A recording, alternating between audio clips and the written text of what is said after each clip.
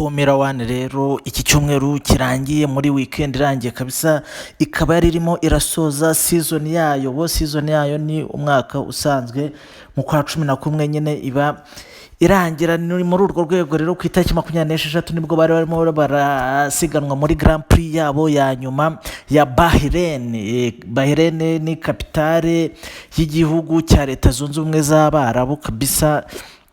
Aho ngaho niho basiganirwaga mu isiganwa rya nyuma final race yari irimo irabera aho ngaho Bahrain. Nta gitunguranye nk'uko bisanzwe nayo Max Verstappen aba arayegukanye nk'uko yari aherutse kuyegukana muri Amerika muri Las Vegas, kandi muri Las Vegas nabwo yitwaye avuye kwitwara muri Brazil avayo.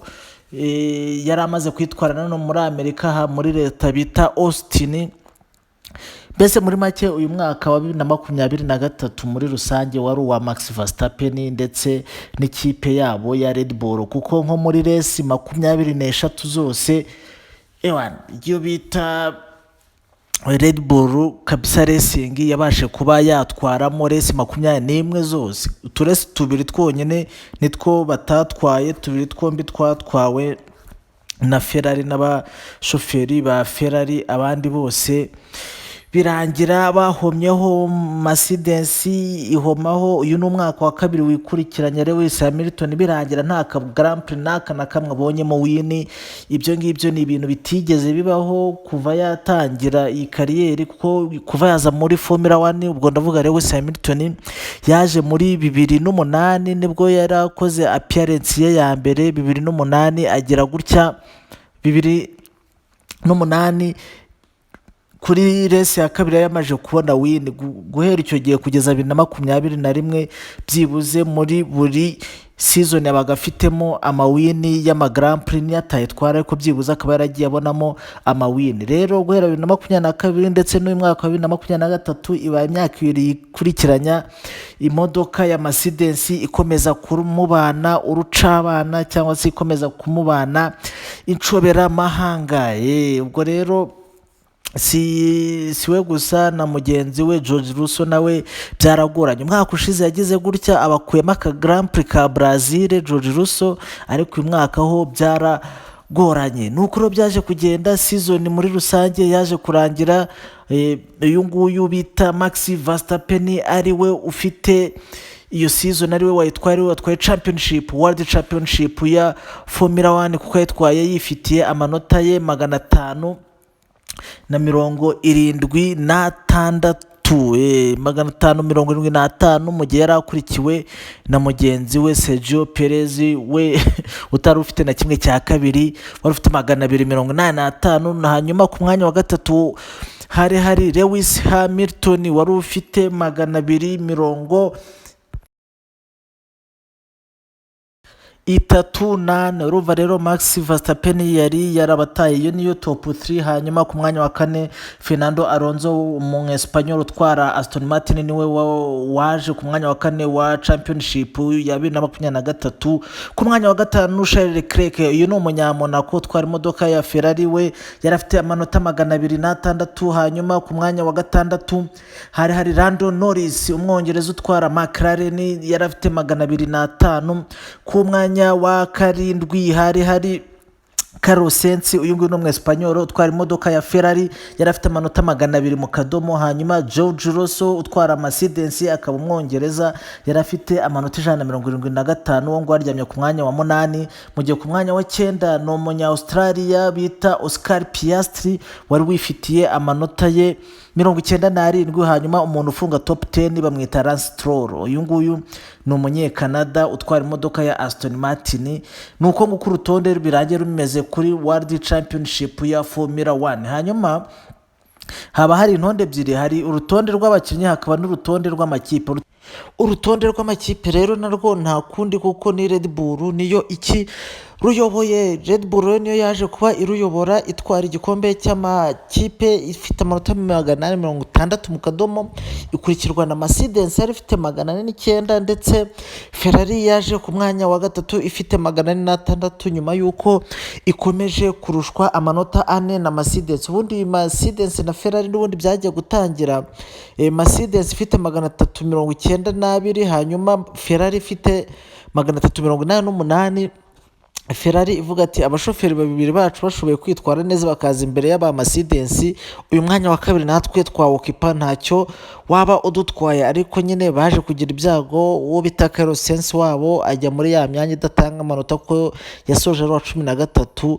Cyakoze Charles Leclerc we yari yabaye wa kabiri, ariko wakurikirwa na George Russell wari wabaye wa gatatu. Urumva ko George Russell we yakoreye amanota, ndetse na Lewis Hamilton waje ari ku mwanya wa 9 nawe akorera amanota, bituma Ferrari ikomeza kuza inyuma ho amanota 4. Ku mwanya wa 5 rero haje McLaren y'Abongereza n'amanota 302. Aston Martin y'Abongereza iza iri ku mwanya wa ku mwanya wa 4 yari McLaren nyine n'amanota 302. Aston Martin ku mwanya wa 5 haryamye n'amanota 280. 120 Alpine, ikipe y'Abafaransa yaje kugurwa ariko no bita Alexandre Arnold w'Umwongereza ndetse na Joshua umuntu itera amakofi mu Bwongereza. Abangaba nibo baje kuba biyongera mu babosi ba Alpine. Iyi rero yaje kuba ari ikipe ya 6. Hanyuma ku mwanya wa 7 Williams y'Abongereza n'amanota 28. Alpha Tauri ku mwanya wa 8 n'amanota 25. na hanyuma Alfa Romeo, iyi ni ikipe itazaba ihari muri 2024, turaza dutegereje kumenya izayisimbura, ariko igiye hagati aho ngaho ifite amanota 16. iyi Alfa Romeo yari yaje umwaka ushize muri 2021, ikanze nyine nako yari yaje muri 2022 na 2023, hose menye ubwo ikanzeho ikabona biragoranye, niko kuba yabiva mu mwaka utaha ntabwo izaba, ariko igiye nyine isecurinze umwanya wa 9 n'amanota ya 16.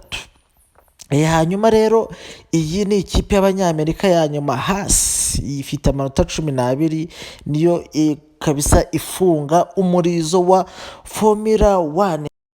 Muri rusange rero ni uko nguko season ya 2023 irangiye, ikaba ari ku bwonko bwo hagati aho ngaho inarangiye.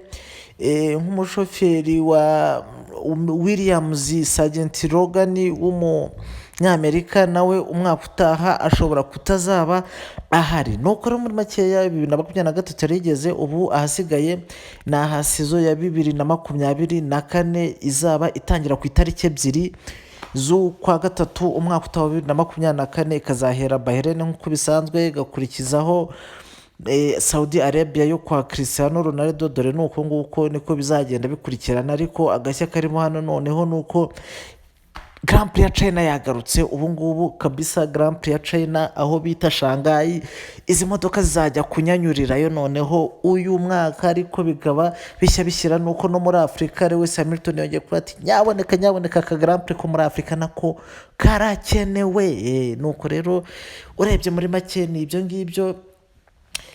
Ubusigaye tugiye kuzajya duhana utwa update, naho ibijyanye na races birangiriye hano, zongera kugaruka umwaka utaha. Nta kababaro kumara amezi 4 abantu bifashe mapfubyi, ni ibibazo nibaza ko no kwihangana, ariko ubwo ngubwo bakaba basoje season. Usibye iyi Red Bull, ayandi makipe yose afite umukoro wo kugenda agashaka uburyo yakora imodoka ihatana na Red Bull, kuko nka Mercedes bafite umushoferi nka Lewis Hamilton ushobora nayo gutwara championship anytime yaba afite imodoka nzima, ariko bamaze imyaka 2 batwara imodoka idafite gahunda. Ikindi kintu cyagaragaye, Ferrari bafite nabo nk'uyu Charles Leclerc afite imodoka nzima, uyu nawe yatwara championship nka bino bya Max Verstappen nta birenze.